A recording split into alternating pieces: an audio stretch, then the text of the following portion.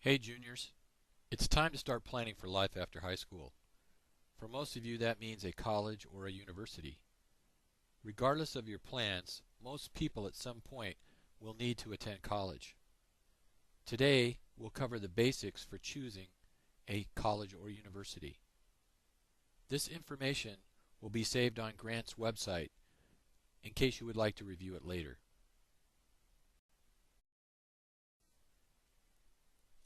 By now you've received tons of mail from universities and colleges asking you to consider them.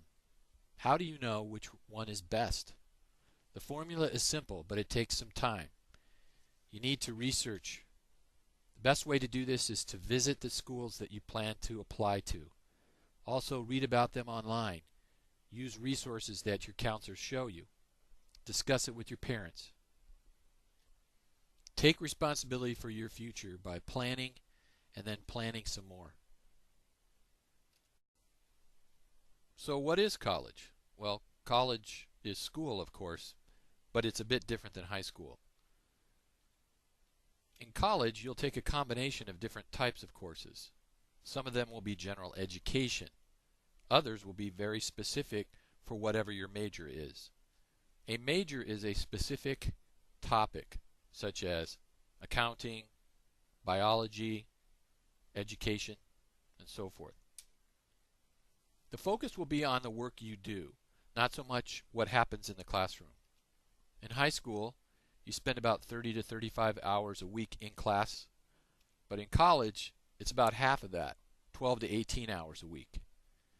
The majority of work has to be done outside of the classroom, on your own time.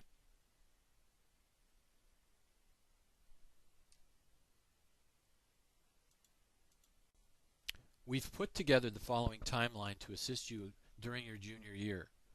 This will better prepare you for your senior year when you need to complete your applications. Please take note of important dates, and if you forget, remember, this recording will be saved on the Grant website. This fall, we suggest a couple of things. Consider taking the PSAT. The PSAT is a practice SAT.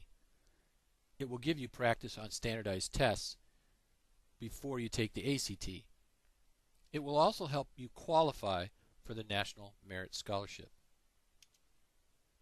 Consider attending at least one college fair. A college fair is an event where hundreds of college representatives come together in one place to answer students' questions about the application process and about scholarships. There are several fine college fairs in this area this fall. Also, consider signing up and taking the ACT preparation class. It's an expensive class, but it does a great job in preparing students for the test. Please check with your counselor for any questions about the ACT preparation class. Later in the fall, consider attending the financial aid meeting to be held at Grant on November 19th. This will be a good opportunity for you and your parents to start discussing how to pay for your education. Also, consider taking the ACT test in December.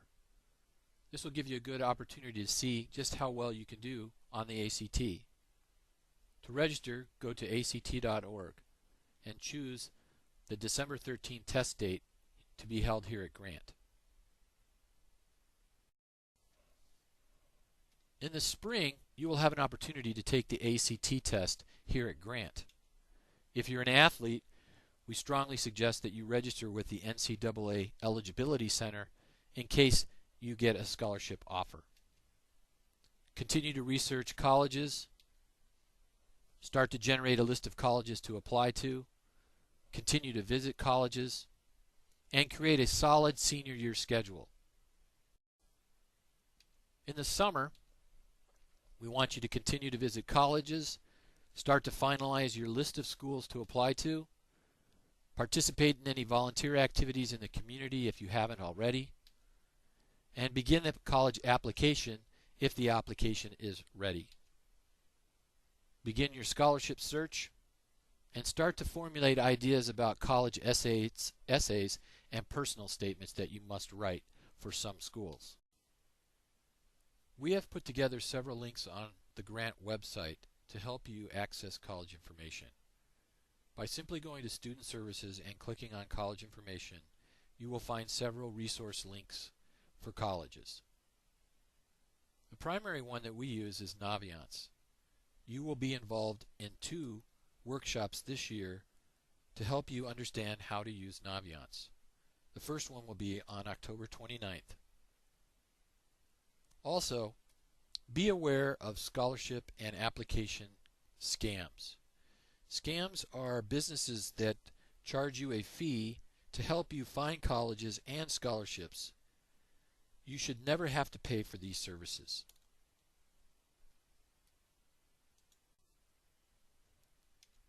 Here are a few things to consider when selecting a college. What are the admissions requirements? ACT scores required, GPA, class rank, etc. What types of majors and minors are offered? Where's the geographic location? Total enrollment size, type of school, campus setting, intercollegiate sports, campus life and other activities, special help for students with an IEP, housing, and the overall cost of the education. By the time you get to your senior year, you should narrow your college selection to at least 5 colleges. Of course, this is just a suggestion, and if you choose to apply to more or less, that will be your choice. Every school has an application fee. Sometimes they will waive the fee, but you can also ask for any fee waivers. When you visit a college, we suggest the following. Make an appointment with the college ahead of time. Bring important documents like transcripts, which include your GPA, class rank, and also any activity list that you might put together. When you're there, visit classes, dorms, computer labs. Be sure to speak with students and faculty. Don't be shy. Try to visit on days when classes are in session, and if you can, sit in on one of the freshman courses. Before you go on the visit, formulate a list of important questions to ask. Take notes and photographs. In order to visit a college, you must complete a college visitation form here at Grant 24 hours prior to the visit. Complete the form, have your parents sign it, and return it to your counselor. Your parent must also speak with the counselor either by phone or by voicemail. Notify all your teachers that you will be out on a visit that day. Spring testing will be a little bit different this year. All juniors will be scheduled to take the ACT test on March 3rd, but the PSAE is no longer used. A new test called the PARC will be given to a select group of students. Any student taking Algebra 2, all students in English 11, Advanced English 11, and Honors English 10, and the dates for the PARC test will be determined later.